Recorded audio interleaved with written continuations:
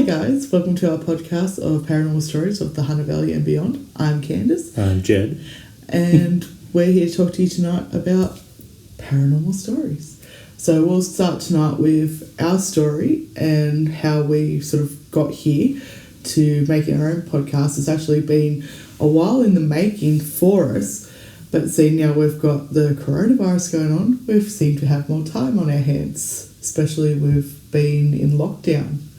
So, yeah, I suppose I've experienced a lot of paranormal things over my life, and Jed has. So have I. Yeah, so we've all got stories from that. But tonight we're actually going to tell you the story about not long after Jed and I got together and the first house we moved into. So it was 2013? Yeah, 2013. And we got together. About 3 months into our relationship, I felt pregnant. About 3-4 months, yeah. Then we decided, we're living with Jed and I was living with Jed and his dad at the time. And we decided, it's time for us to move out because this is not enough room. Bigger. Yeah, so we started house hunting and we live in the Maitland area. So we ended up getting a house in Rutherford and we moved in and I don't know, it was good at first, everything was going pretty good and little things we noticed things happening. So Jed was sort of the one that it all started with you basically. Oh, I started noticing just odd feelings in the house. Yeah. Feeling that I was being watched when I knew I was alone. Yeah. Feelings of things like being right on my back and looking over my shoulder. Yeah. And seeing shadow figures in different sort of spots in the house.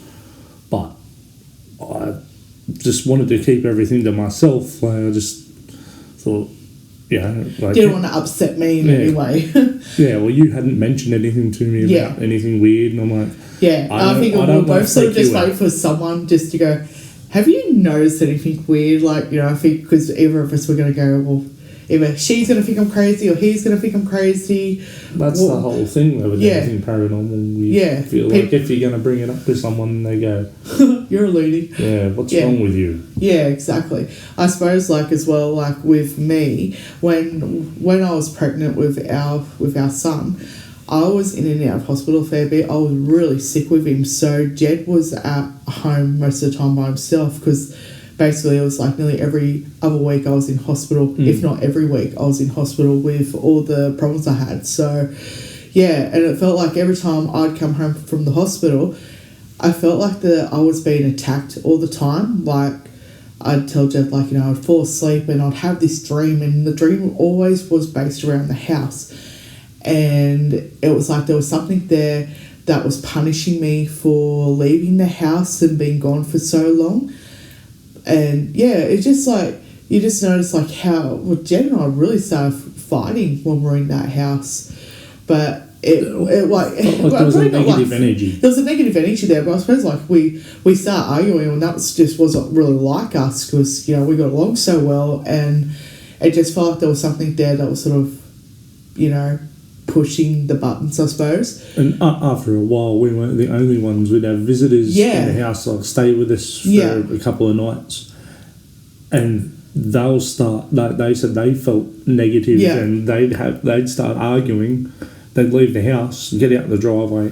Everything's fine. Yeah. They're no longer angry. As soon as they got out of there. And we found that too. As soon as we get out to the driveway, it's what was that? What would just come over us and then we'd just end up leaving and going out for a while and then coming home. And sometimes you're okay when you come home. Other times it wasn't. We had so many weird things happen. So we moved into this house, 3 bedrooms, had a massive lounge room, had another room sort of off the lounge room. Which, still don't know what that room is for. we'll just call it I don't know. It had a weird archway on one end. Yeah. And a door on the other end. So one end, where the archway was, that was where the lounge room was and as well the front door.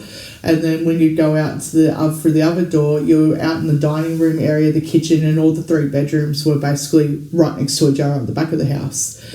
So, Yeah, I know, but it all sort of just started with that weird room at the front. Like, you know, you'll notice that there was someone, like, watching you at night time, like, to begin with. In the archway. Yeah, in the archway. In the thing, and there was always the window, the lounge room window, it sounded like somebody be tapping on it. Yeah, yeah. Or it was like someone throwing, like, little stones at it. It sounded like somebody throw little rocks, and go and investigate it. Like, as soon as you hear... like this noise, look straight out the window. There's nothing out there. Like, go out in the yard. Sometimes I was wondering if it was the neighbours next to us, because their houses were like pretty much on top of each other, almost side by side. So I was always wondering if it was like the kids mucking around doing something, you know. But that window was very hard. That would have still been pretty hard to hit from over their fence. Yeah, for sure. You know, if it was the windows or something on the side, like, you know, if it was on that same side of the house, that'd make sense. But it was a window that sort of would have been diagonal to the yard, and that would have been tricky. I mean, it might not have been impossible, but so like it just started. I could never debunk that. So it sort of just started off with just little things, and then I suppose as the weeks progressed, it sort of it ramped up. So we ended up... More so with you than me. It was... I just get the weird feelings, feel like something was following me or watching me. But I was the one that felt like I was getting punished. I would get negative feelings, but... Yeah. So, like, I was the one that felt like I was getting punished all the time for leaving the house. So, as things progressed, we ended up, like, you know, being pregnant and everything. We're setting up the baby's room, so we decided that the middle room was going to be the baby's room. First bedroom was ours, and then the third bedroom, we sort of just set that up as, like... the storage room. It was just like, oh, well, we're not going to use that, so that can just go in there, so that'll do. But... well, occasionally we're sitting there to do like work, sort of. We'd kind of use it as a little bit like a study. Yeah. It was more for storage. So there was this... So I'll tell you about this first night that I had... it's not first night we were in there, but we were in there for a while. Like, for a while we were sleeping out in the lounge room because we were waiting for our bed to get delivered, because we brought things from the furniture shop, and you know what it's like, you got to wait a week or two for everything to come. Eventually our bed came, but we left that in the lounge room for a while until we got our frame. Then when the frame came, we're like, yep, cool, set all that up. We set up our new lounge and that, and then so the first few nights were good. After those few weeks, after everything got there, then there was this one night I woke up, and I suppose if there's any female listeners, you know what it's like if you're being pregnant, you've got the baby pushing down the bladder, you're like, oh my God, I gotta go. So I got up for the night, and the whole house is pitch black, and it didn't bother me. I was like, I know where the toilet is, like, you know, I'm not worried, I'm not scared of the dark. So I'm walking through, I just shut the bedroom door, and like, I don't know what it was, but just something come over me and said, look in the baby's room. And at this point, we had just set the cot up in the bedroom, and we put a few baby stuff in there, and the door was open, and I looked in.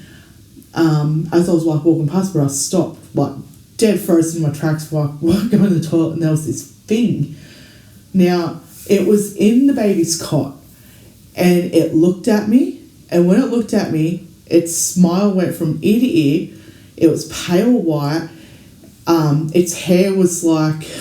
I suppose the way I could explain is like, if you've seen the Batman movie, the one with Heath Ledger in it, how Heath Ledger's hair was like really scraggly in that. And it was sort of like how its hair was, probably a bit more like longer, going down towards its shoulders. And its teeth were like razor sharp. And it just like, it smiled at me, and its eyes were like black, and I was going, oh my God. Then it proceeded to stand up in the cot, but it was so tall, like it had to lean over just to fit from the cot to the roof of the bedroom. And it put a hand on either side of the cot, and it had these razor sharp claws. They were really long, like, you know, just long fingernails, long claws on them. And then the next thing, a leg's coming out, and the leg come out sort of, it was just weird. It was just like in one fluid move, it's out, and it's on the floor, and that's just the first leg. And I've gone, oh my God, I don't know what to do right now. And I was just frozen, and I'm just watching it slowly getting out of the cot, and I was like, I don't know what's about to happen. So I was running back into the bedroom, and Jed's still awake, and I'm slammed the door behind you. And I was just, I don't know, I can't really remember too much, and I was just like, oh my God, it took me forever to calm down. I was asking what was wrong, and you were going, It's probably about 45 minutes before you could actually verbalise anything. Yeah, I was just in so much shock. And then I told Jed everything that had happened, and he's like, what the hell? And I don't know, then I eventually got the courage to go to the toilet until I turned all the lights on. I was petrified after that. And, and then it just, more things started happening after that, I suppose. After that door, everything basically got taken out of that room. That door, we tried to keep shut at all times. Yeah, that was it. That was even though it was the first thing that really properly scared me in the house, I was like, I don't have a good feeling about this room, and the cot is not staying in there. The baby's not going in this room. The baby's coming in our room.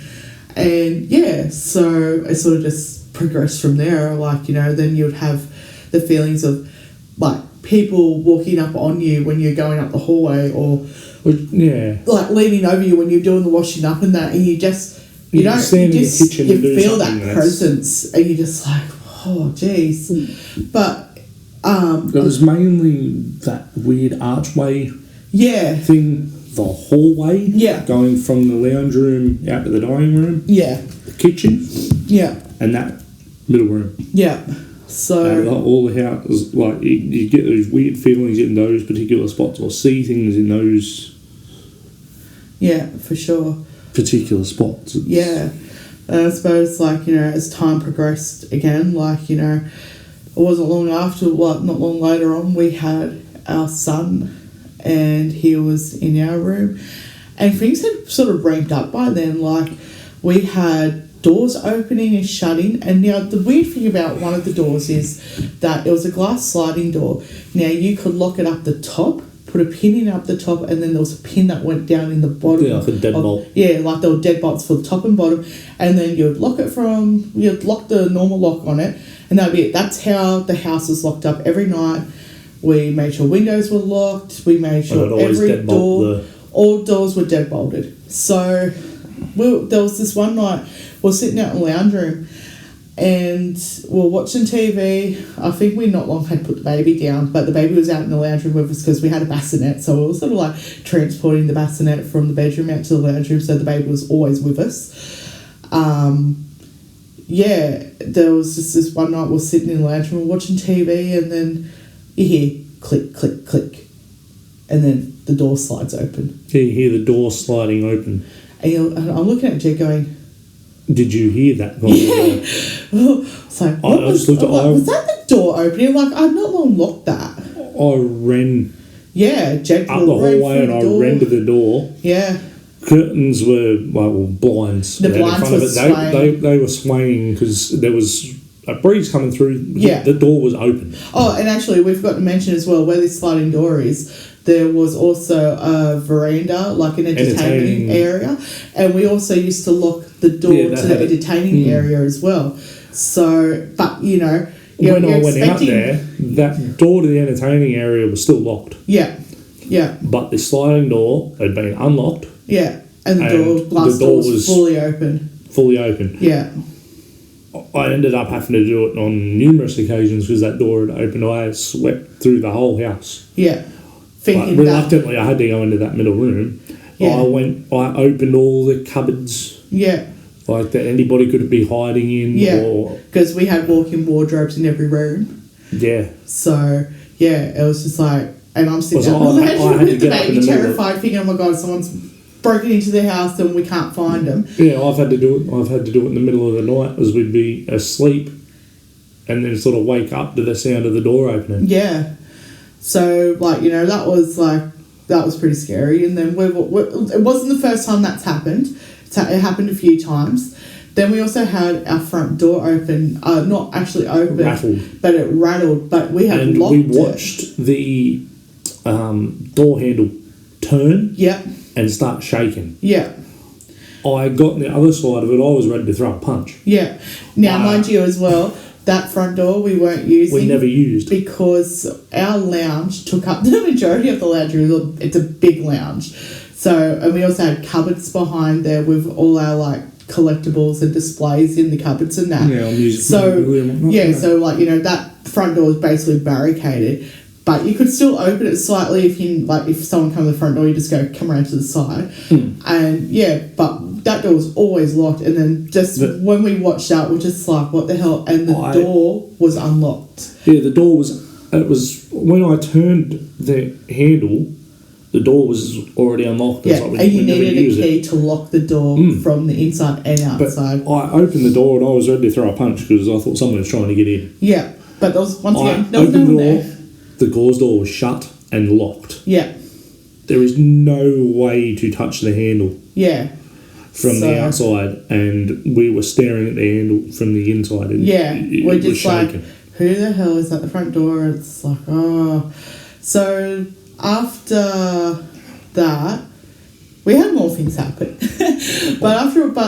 About 2... A lot of this is in chronological order anyway. Yeah, it's not in chronological order, but you get an idea of a little what all over the place through. At the moment. So, after about 3 months, we had our twins, nephew and niece born, and my brother-in-law and sister-in-law used to come stay with us nearly every weekend, every second weekend. So, like, you know, we got 2 brand new newborn twin babies in the house who were about 9 to 10 weeks premature when they were born. So they come stayed with us, and it was really good having 3 babies in the house under the age of 6 months. It was so much fun. And then, you know, because mum and dad, their mum and dad stayed with us, you know, we loved having them there. But then things started turning sour for all of us because there was just this one day that Angie and I were sitting at the table and it was like something just come over us and we were just so angry at you and Michael. So Michael and Angie ended up leaving and going up and seeing their Jen and Michael's other brother and that. And when they come back, they said, you know, is there something wrong with this house? Because, like, you know, after a few incidents that have happened... Yeah, it was particularly Michael. Yeah, particularly your brother. I suppose, like, with things that had happened. But, that wasn't the only occurrence that we've had. But, like, they even felt like the person coming up behind them, sneaking up on them when they're going up the hallway. And we had not mentioned anything to them. Yeah, we never told them anything because we're like, we don't want to tell you because you don't want you to think we're crazy or anything. And, Michael told me that middle room, something evil. Yeah. That was the words he used. He said that middle room, it's something evil. He goes, because occasionally we've had to run out to the shops or something and that, and Michael might be in the house by himself for a little bit, or I've had to go and do something. Like just be him and the kids just for even a short amount of time. Yeah, might be like 20 minutes going up the road to grab something quickly. He would not want to go near that middle room. Yeah. If that door was open for some reason, he had to shut it. Yeah. Which I went through the exact same thing. And I had not told him anything about that room. Yeah. He told me everything. I suppose, like, we didn't want to tell him because we didn't want to scare him at the same time, like, you know, because we wanted him there. And, like, it felt safer in numbers, honestly. It did. And I think the safest part of the house I probably felt safe in was actually the lounge room, if anything. To me, it was in the bedroom. In the bedroom, yeah, because we could always shut the bedroom off and that. But like, you know... We did have some weird things happen we'll get to around the bedrooms, but it wasn't anything like... Well, actually, no. Well, you did have something weird happen in the bedroom because it wasn't long after Eli was born. Yeah, but it wasn't anything like what was happening in the rest of the house. Except for the nightmares. Yeah. Well, tell them about what happened in the bedroom. There's two sort of major things that I can think of. The old lady. Really major, but the old lady was the first one. Yeah, that was... I was asleep and then I sort of woke up and it was... I still had my eyes closed, but there was like a light. Yeah. They're like when somebody shines a torch or something, you shut your eyes, but you can see a brightness. And that's what it seemed like. And I was still trying to wake up a little bit. And then this sort of light sort of hit me in the eyes. And I first thought was someone's trying to break in. Yeah. You know, somebody's got a torch. Yeah. You know, I sat up in bed and there's an old woman standing at the end of the bed, but I knew she wasn't there. Yeah. Like, we had a walk-in wardrobe with a mirror and on it. stuff, and I could see the mirror and everything clearly behind her. Yeah. Just standing there, just watching. Yeah. Didn't really move. But she didn't feel like she was intimidating or anything. No, it didn't. It didn't actually feel scary, which kind of threw me a little bit. It didn't, like, it felt like she was there to like protect. Yeah, it felt like she was just sort of there, just like watching over. Yeah. So it was odd, like, and like, well, when I said like I knew she wasn't there, because I could kind of see through her. Yeah. Her whole body wasn't there either. Yeah. Like, it got down to probably a bit below her waist, and couldn't see anything. There's nothing. Yeah. You know, and then she ended up disappearing, and I'm sort of going. Like, okay. Yeah, it was. I kind of end up a little bit more sort of hysterical, like what did like that night when I come out for the thing being in the baby. Yeah, but I wasn't.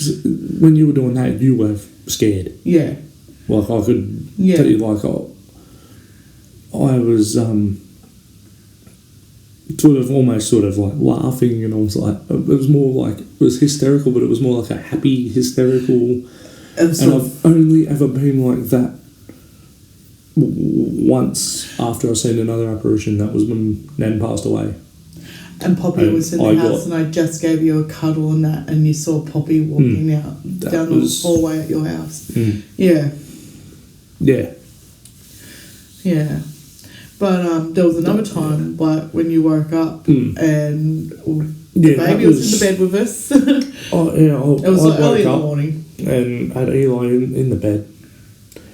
And we were just sort of playing, and then I was watching him. His eyes are like following something in the room, and then he's laughing. Then his eyes will sort of follow it to a different spot. Yeah.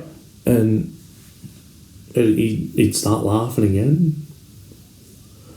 And this went on for a little bit, and so, you know, I didn't really think, you know, I thought, it's his imagination, or I kind of got a glimpse of something in like my peripheral vision, and I thought, Candace must have woken up because it looked like a person there. And then when I've dove and adjusted, there was like a woman's face there. It was a younger woman sort of looking over Eli and sort of smiling and that, and he was staring directly sort of at whatever this was, and I looked at it. I sort of focused on it for a minute, and then it was like it looked at me. Yeah. Then it was gone. Yeah, it was like, I've been seen. Yeah, that was odd. And like when I was laying in the bed, when it disappeared though, when it disappeared, I noticed Eli started looking around the room like he was looking for something. Yeah. To me, that felt a bit like validation, like I had seen something. Yeah. Because he seemed confused by it. It's not here now, and I can't find whatever it is that I'm looking for. Yeah. And I woke up not that long after and rolled over to see you in bed. Yeah, it was a little while. Well, it wasn't. Well, it wasn't heaps long, but... Well, yeah. It's probably within the next 30 minutes or something. You'd woken up and rolled over and... Probably snoring my head off. It was odd. Yeah. So then, I suppose, you know, after that, we are getting towards the end of our story. I'm sorry if we're boring you. Oh, there's heaps more if we really dive into it. Yeah. Well, what was the next part? So then there was this night. This is like getting towards the end before we started like looking to move out of this house. We ordered pizza, and we ordered Pizza Hut. You know Pizza Hut? No, it was Pizza Hut. Yeah, and So Jen and I disagree on this part of the story. And we'll get to that part of why we disagree. We both end up at the door, aren't we? Yeah. So I'll tell my part, and then Jen will say, we might have both went out there at the same time, I don't know. I know, but it's just like, this is from my memory. So, we're sitting in the lounge room and we hear a knock at the front door. And I'm like, which is the door we don't use. Yeah. So I was like, pizza's here. So I say I walked out to the sliding door, like side door. I know we both ended up out there. We both might have went at the same kind of time anyway. So anyway, there was this girl, and she's like, I should have realised, to come to the side door and that. I'm like, have you delivered here before? She's like, no, I used to live here. And I'm like, oh, okay. And so I started talking to her a bit more, invited her in. And she proceeded to tell us that she actually grew up in the house and that her grandparents had built the house around the 40s, I think, 40s or 50s. Something like that. Was it grandparents? Yeah. And, I think they not long had moved down. They moved from Queensland down here.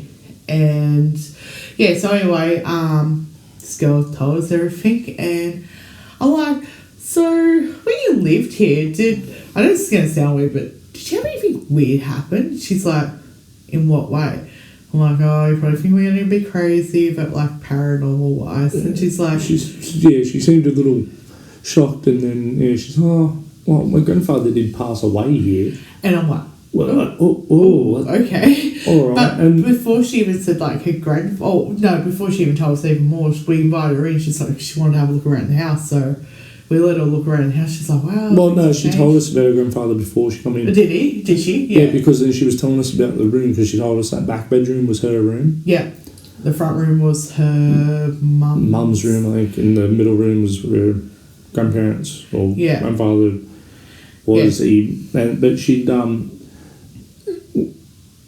when she said that he passed away, just out of curiosity, I said, where did he pass away? She said, the middle bedroom. I'm like... We're just like, shit. Okay. And we didn't tell her anything else sort of really about... what was sort of going on, so... anything that was going on, but she'd asked, she just said, I didn't mind if I just look around, because I grew up here and... been a long time since I've been here and that, blah, blah, blah. Since Grandma sold the house and went back to Queensland. And so, we let her in, and she was like, this has changed, and she sort of told us a little bit of how it was designed before. Yeah. It's pretty cool. And she ended up walking into that middle room. She backed out of there so fast. She got out of there so like, quick. That is not my grandfather. You could see that the hair was standing up on her arms and she could not get out of the house quick enough. Yeah. And she just said that doesn't feel like my grandfather in there. That's something heavy. I don't like it. She could not get out of there fast enough. Yeah. I was just like, holy shit. What the hell have we got ourselves into here? And we went out, so we calmed her down and everything. I'm so sorry, I didn't mean to scare you or anything. But she ended up I ended up getting her number. And because she's like, she delves into the witchy side of things, which is cool. I do a little bit here and there. Yeah, she was like, I kind of like to try and understand sort of what was going on, but then she wanted to bring her girlfriend back and that and do some things around the house to help us. But then after she left, she didn't sort of want to talk to us. No, she did. She talked to me a couple of times because she tried to get her mum to come over to do it. But I know it was all of a sudden though. It was just sort of went really quiet. It seemed. And I suppose probably not long after all that happened, we ended up in Morpeth and we went to see one of our. This was the first time I met him, but that was they leaving to go there. Yeah, it was sort of weird. We ended up in Morpeth. Before it was leaving, I was when the computer started acting up. Oh yeah, sorry, I'm skipping forward so fast at the moment. I decided, we'll go out to Morpeth and see Murray. Yeah, but actually that night we ended up at Michael and Age's house that night. Sorry, we're just like getting ahead of ourselves. There's a lot happening there. So after the girl had left with the pizza, delivering the pizza to us, we had been on the phone to Michael and Age, bit freaked out, and they're like, come down. So we went down there for the night. But as we were getting ready to leave, my laptop was in the lounge room. And we were just about to walk out the side door and lock it. Yeah. Just about to walk out the door. This music playing from the lounge room. And I'm looking at Jed going, did you leave the TV on or something? It's like a piano sort of... Yeah, it was like classical piano music. And I'm like, what the hell, did you leave the TV on or something? And I walked back in the lounge room and it's coming from my laptop. Now, my laptop was turned off. I opened it up and it was turned off and the music was still playing. Yeah, and it was so weird. And I'm like, I don't have this sort of music on my laptop. We turned it back on and actually searched through it. Yeah. There is no music. Because I'm looking at you going, I don't have this sort of music on my laptop. Like, yeah, that's just really weird because, you know, I have like the hardest sort of music on my laptop, you know, like the metal and the rock and it was off. Yeah. So we had to turn it back on. It was like a virus that hit my computer, but like it was like such a weird time for things to happen, but it never happened again after that. It was just like, it was trying to get our attention. It was like it was telling us, you're not allowed to leave, how dare you? Yeah, that's what it ended up feeling like. It was trying to do something to make us stay there. Yeah, and it was like, ain't happening, buddy. So like, we ended up like going down to like Michael and Age's house and staying with them for the night and going home the next day. Oh, dreading it. But after a while we ended up, I think it was probably maybe a week after that had happened, we ended up going to Morpeth. And the reason we actually went to Morpeth was because I was looking for a teddy bear for Eli and I couldn't find the teddy bear that I wanted to get for him, which is like, fantastic. But we ended up getting one anyway, which is pretty cute. So we ended up in a shop and I'm really sorry, I can't remember what the shop was called, but our friend Murray worked there. Now, this is actually my first time. No, it was his shop. It was his shop, but this was my first time meeting Murray. So, shout out to Murray. Murray actually runs ghost tours and that through Morpeth and that, and like gives you like a rundown of history and tells you all the scary things that have happened around there and shows you like where ghosts have been sighted and like, you know, Murray's like right into that. And he actually like, he had a shop there and he sold like rocks and other cool little bric-a-brac, sort of, I suppose like what you'd call it. Like just, he had cool. Well, the spiritually kind of stuff, I guess. It was, very like spiritual stuff and that. Like, it was a really cool shop. Not there anymore, unfortunately. But Murray's still around and he still goes out and does ghost tours. Not at this time, of course, because remember, people, we're isolating. So we actually ended up at Murray's shop and I felt really awkward. I think you knew Murray sort of, kind of, at the time, because being musos. Me being a musician, he was a musician. Yeah, so like you sort of know about each other, but probably didn't personally know each other then, but we've become like we don't see Murray all the time. Every now and then we see him, but like, you know. I was just thinking, was I in a band? Was I in a band with his brother? Yeah, you're in history. Yeah. Yeah, with Chris. Yeah, so I've been playing the band. So like, with his brother. you know, we sort of had that common ground with like, hey. But anyway, so like I ended up talking to Murray and I was like, so telling him everything that's going on and like, do you like do house investigations? And he's like, yeah, we do all that sort of stuff. And it never ended up happening that I got Murray over there to do a house investigation because I don't know, I suppose it was that whole thing like, if you don't find anything or hear anything, like, are we going to look like those loony people and that? Like, I don't think he ever thought that we were loony. I hope not. But, like, you know, this all happened. And I don't think it was too long after we went and seen him, we ended up moving Yeah, we moved out. We couldn't wait to get out. Oh, and you know, it's really funny because like we used to have this real estate agent that used to come around and she used to do the property inspections. And I used to sit there and just say to her, like, you know, some weird things happen around here. And I think we told her a few things and she didn't judge it. She was just like, you know, maybe just got to be a bit more positive. And it's like, we were positive. Well, we are positive people. We tried in there. We tried everything. Negative. And like, you know, it even got to the point, so Jed's grandmother sadly had passed away. And I was lucky enough to meet her the night before she passed away, which was a really touching moment for me. And I think for you too, when she realised who I was and not a nurse. I was like, no, that's my girlfriend. And she got so excited. But anyway. That was the last sort of bit of life. That was sorry her. Yeah. So, yeah, poor bugger. I forgot where I was going with this now. Yeah, we've been clearing out a house for quite a while. It was a little bit of like the family's trying to decide what to... What are we going to sell the house? What are we going to do? All this stuff, blah, blah, blah. Sadly, the house was sold, which kind of hurt me a lot because my grandfather built it. Yeah, and you were that was like your second home, basically. So to me, that was a home. But yeah, these we got stories about that house too. But that's for another time. These things happened. Yeah, Nan had passed away, and like we still had heaps of her stuff and everything at the house, and just I don't know why I decided to do it. Like Nan was sort of like it was a mutual thing. Like Nan was like religious, but she never sort of pushed it on anyone. She would never really go to church every Sunday. She'd never really even talk about it. Yeah. You know, like she loved you either way, whether you believed or not. Yeah. She always said that. Well, I've got my beliefs.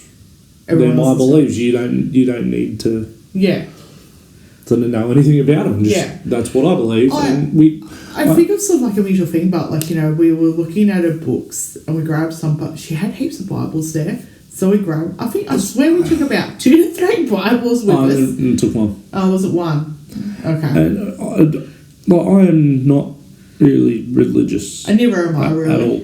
Like, I believe I'm a spiritual person. And I don't know, something's sort of, you know, made me take a Bible. Yeah. Sometimes, like, we would go in there, sometimes I would go into what was meant to be the baby's room and would open up the Bible. I would sometimes go through it. Like, once again, like, we're not religious, but I'm reading passages from the Bible. Don't really know what we're reading exactly. Just kind of more opening it up to whatever see what happens. And, like, you would be telling it, we don't want you here. Like, this is our house. Get out of our house. Like, you know, you have no right to be here. Like, we've done all that sort of stuff. I ended up getting the Bible, and I took it into the middle bedroom. And we just opened it up and We opened it up. I have no idea what it was even open to. I just opened it or a random page. And it's not really my thing, so I don't really even understand a lot of what's actually in it. So I just opened up the random page, I put it in the middle of the room. I closed the door. Yeah. And I ended up going to bed and I was having the worst nightmares. Yeah. There was something in these nightmares. Like, I was picturing myself getting up, going into that room, taking that Bible, walking down and putting it on the road. And like, they were vivid sort of but it was things in my head. At you. And there was something screaming at me. You know, there was expletive terms, but I'll try and leave those out. It was look, if you don't like swearing too bad, but you know. So I was just going to censor it, but. Oh, we could censor it. Yeah, it's just out there. Yeah, it's like this. Yeah, it's like something in there screaming at me, like to get the effing Bible out of the house, and it's just screaming. Yeah, got pretty intense once that Bible went in that room. I was trying to sort of get past it, but I'd be sitting awake for ages. Like, some of those nightmares would rattle me. Yeah. I think I might have made it 2 nights or Yeah. something, and I had to take the Bible out of the room. Yeah. And the nightmare stopped. Yeah. I took the Bible out, and the nightmare stopped, and yeah. Which is sort of puzzled me because, you know, I don't believe in the sort of Bible thing, but those weird things happen. I cannot explain them. Yeah. I suppose, like, we got down to... That was probably the last... About the last month we were in that house. My brother and his girlfriend come around. So my brother Shane... Like, my brother believed in that sort of stuff as well because he had things happen to him. Like, he had stories and that. My brother Sally passed away nearly 4 years ago now of melanoma, but before he had his second attack with the melanoma, him and his girlfriend has come around a fair bit with Emma, and he was like, well, let's just go in the room and let's just tell it to go. And I'm like, do you know how many times we've done that? Like, you know, we've screamed like, get out of this house, you know. So my brother and I went into the room. I think Jet, you come in with us. One of them. We kind of took it in turns. Yeah. So like, me and you were going and my there. brother was like very dominant, and he's just like, you've got to get out, blah blah blah blah blah. But we actually recorded it. I wish I could find it. Yeah, it was on one of the old phones. Actually, it was on the phone that I gave your brother, but I thought I backed everything up. But it could be on my computer. If we find it, we'll post it one day. Oh yeah. But so we kind of gave the first couple of times we recorded things, but after about the third time we got this recording. And you can hear my brother. He's got drumsticks in his hand, like clicking them together. I don't. I think it was when me and you were in the room. I don't know. No. It was Shane, because Shane had got the drumsticks and he was mucking around with drumsticks and that. Yeah, no, I clicking them together. And he was telling it to go. And you and Emma were out in the lounge room because Emma didn't. No, we were outside. We were out in the thing. She didn't want to come in the house. Yeah, they were out in the entertaining area because she didn't want to come in the house because that stuff petrifies her. So Shane and I come back out and we replayed the recording. Because we've been going in there and recording things and then come back out, and there's up until this point there was nothing on there. You hear Candace talking, you hear me talking on them, or you hear Shane. Yeah. That's it. But then so we come out and I hit play on this recording. And it was basically Shane said, like, you've got to go, blah blah blah blah blah. And then you said, I said, like, I was, no, you have to leave. You have to leave. Like, something, you're not welcome here. Yeah.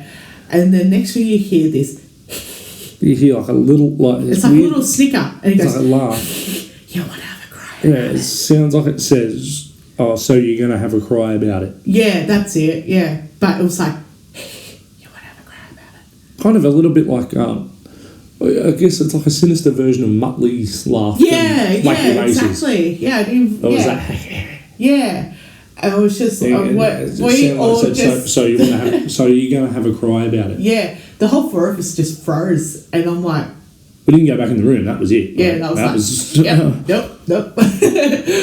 And like, I think that kind was of didn't when know what to do at that point. Shane and Emma, because Emma, even though like she's scared of that sort of stuff, but I think that confirmed, especially everything. With Shane being in the room at the time, because there was no one else in there with us, and he knew that I didn't say that and he didn't say that, and he just looked at me and he's just like, yeah, you've got to well, he knows he didn't say it. Yeah. And you were kind of talking when it's... Yeah, I was actually sort of talking, like, I think I just had said, I was you're just saying saying the something. End of the sentence or and something. And then it just went... You're either just at the end or you're just at starting a sentence. Yeah. So, and like, you know, my brother was just like, you got to get out of here, eh? Like, they heard everything that we've been through in that house, and like what you guys have tonight. Like, you're here. Oh, and there's probably more that we've just there's probably heaps more that we've left out, but we're just sort of like giving you the idea of what we've gone through. Like, don't worry, there's going to be plenty more podcasts, and we're going to tell you about other experiences and that we've had. But yeah, but once we left that house, nothing followed us. It was just everything stayed at that house. There was actually it was last year actually. I had gone to a friend's house and had a young guy with me, taking him back home. He was sort of seeing my niece at the time, and I was telling him about the house, and he's like, I really want to go see it. I want to see where you lived. And I'm like, do you really want to? And he's like, yeah.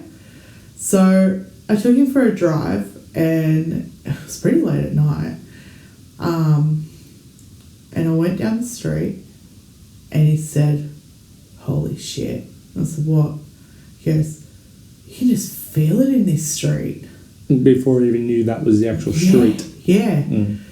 And I said, well, there's the house. And he's like, we've got to go. And I'm like, okay. And even I felt it. It was just like this.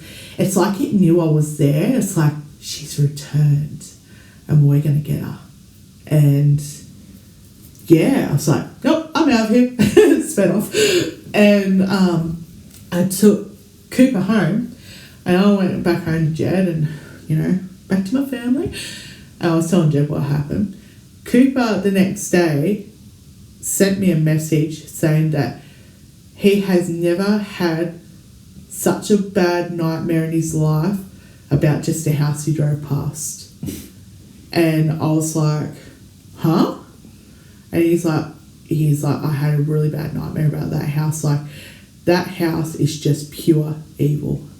And I was like, shit, you didn't have to live there for the amount of time we did. Like, you only got to do a drive-by, and you experienced that. Like, it just shows you. We spent about a year there. About a year, yeah. Well, probably over a year. Yeah, it was probably, when we moved before Eli was born. Yeah. And we were there for his first birthday. Yeah, and then we moved out a week after. Yeah, we moved out about a week after his first birthday.